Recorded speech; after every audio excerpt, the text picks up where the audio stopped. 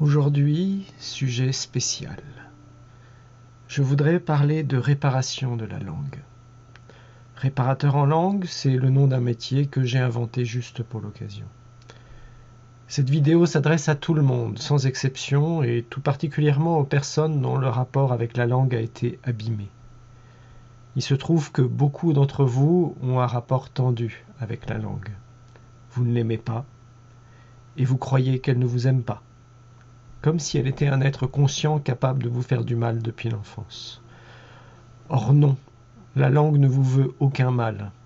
Au contraire, selon moi, si elle était consciente, elle serait votre protectrice, votre alliée bienveillante, votre plus grand atout en matière de confiance en vous.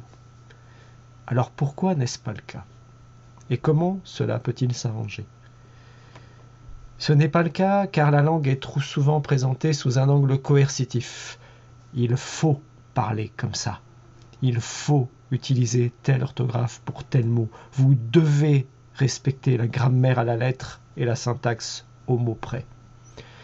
Chaque mot a ses définitions, vous n'oseriez tout de même pas déroger à ces règles, n'est-ce pas? L'école, à laquelle je prête de nombreuses qualités par ailleurs, s'est chargée de vous asséner tout ça et de sanctionner tout écart. Vos parents, vos proches, vos amis également peuvent être sans pitié, car ils ont subi les mêmes traumatismes que vous. Et ensuite, il y a la sanction de la société. Certains fins lettrés aiment humilier les moins lettrés. Les soupirants de l'Académie française aiment l'idée que la langue est pure et que vous êtes indigne d'elle. Les réseaux sociaux sont souvent impitoyables en apparence avec celles et ceux à qui il arrive de se tromper langagièrement. Enfin, si vous n'avez pas une diction et une dictée parfaites, le monde du travail, lui aussi, peut vous montrer la porte. La langue, merveilleux outil aux possibilités quasi infinies, demandez au poète, se dérobe à votre amour parce que les gardiens de la norme vous en ont détourné. Pour autant, la norme est-elle le véritable ennemi? Non. Tant qu'elle n'est pas défendue par des grands malades qui aimeraient vous faire fouetter à chaque faute d'orthographe que vous commettez. La norme est une référence, une base, et on peut l'enseigner sans violence. Les puristes sont-ils tous de dangereux tortionnaires? Non plus. S'ils savent respecter leurs semblables, non, ils ne le sont pas. Et ce désamour injuste entre vous et la langue est-il irréversible? Non. Je prétends que non, et j'essaie de le démontrer régulièrement dans mes ateliers de langue, d'écriture et de linguistique, que j'appelle parfois ateliers de réparation. Comment rétablir ou établir tout court ce lien amoureux entre vous-même et l'entité centrale qui vous permet de nommer et comprendre le monde? Il y a plein de façons de faire ça, notamment positives, et je vais commencer par les formules négatives afin de finir en beauté, au propre comme au figuré. Ne sacralisez plus la norme. La langue ne souffrira pas parce que vous écrivez avec des fautes. Osez écrire. Osez parler comme vous savez parler. Et lisez et écoutez les personnes plus à l'aise. C'est par là qu'on progresse, pas dans la sanction ou la crainte de la sanction. N'écoutez pas les censeurs. Les personnes qui se moquent publiquement de vos erreurs ne sont pas des gens bien. Ce sont des paumés qui cachent leurs failles derrière un complexe de supériorité mal géré. Non, faire moins de fautes d'orthographe ne fait pas de vous un meilleur humain. Écoutez les gens qui vous veulent du bien.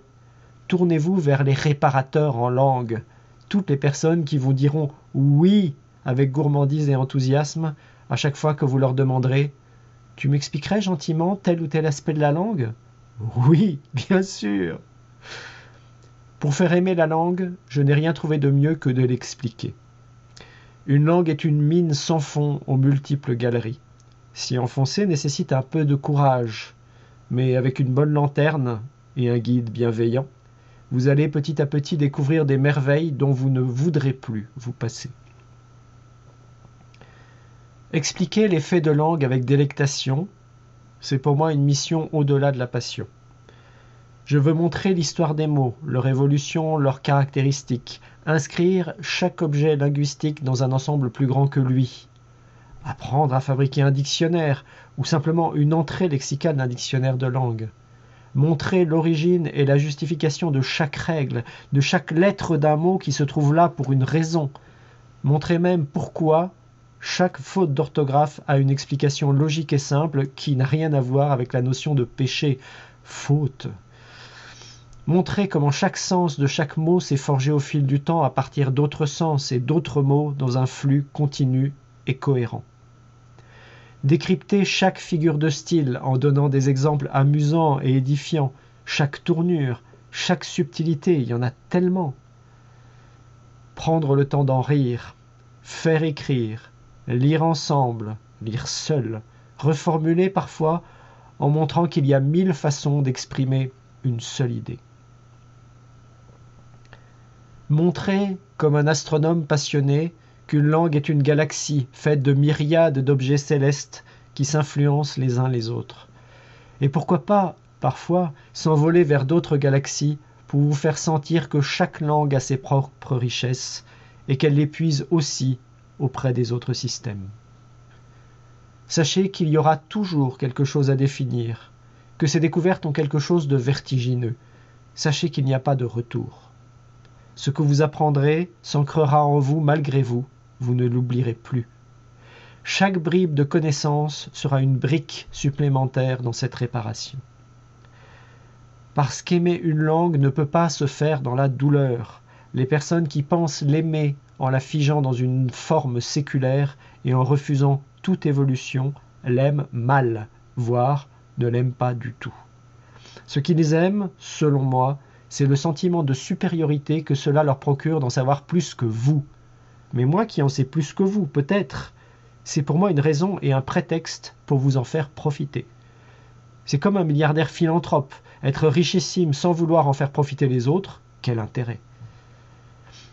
Mais aimer la langue vraiment, c'est prendre conscience de son potentiel, c'est accepter qu'elle grandit, elle aussi, qu'elle mue, qu'elle se métamorphose, et que chacun d'entre vous participe à cette métamorphose. Chaque être a le pouvoir et la chance de jouer avec elle, et, si vous le faites bien, vous pourriez être un ou une de ces poètes démiurges qui inventent des formes et redistribuent le jeu. Je sais que beaucoup d'entre vous n'ont sûrement jamais entendu ce discours. Vous aurez plutôt entendu dire qu'on ne dit pas ça comme ça, qu'on doit écrire ça comme ça, et que vous n'y pouvez rien. Appliquez la règle, et c'est tout. Moi, je n'aime pas ce discours-là. Moi, je ne vous dis pas que vous devez faire n'importe quoi, mais je vous dis simplement ceci. La langue est le jeu le plus fabuleux du monde, et je veux vous montrer comment y jouer de façon autonome et heureuse. Les règles ne sont pas toutes écrites, et aucune règle n'est éternelle. Pour vous présenter tout ça, je soigne ma syntaxe, mon vocabulaire et mon style. Je soigne aussi l'orthographe de mon texte, même si vous ne le voyez pas. Je le fais parce que j'aime profondément la langue et que je joue à ce jeu depuis toujours sans jamais m'en lasser. Et plus je joue, mieux je joue. Ici, on répare la langue. Venez, l'air est doux, l'ambiance est feutrée, le personnel est sympa. La langue vous aime, la langue vous appartient. Vous l'ignoriez, je pense. Ma mission est de vous en convaincre avec toutes mes rubriques et mes sujets. Alors profitez-en. À bientôt.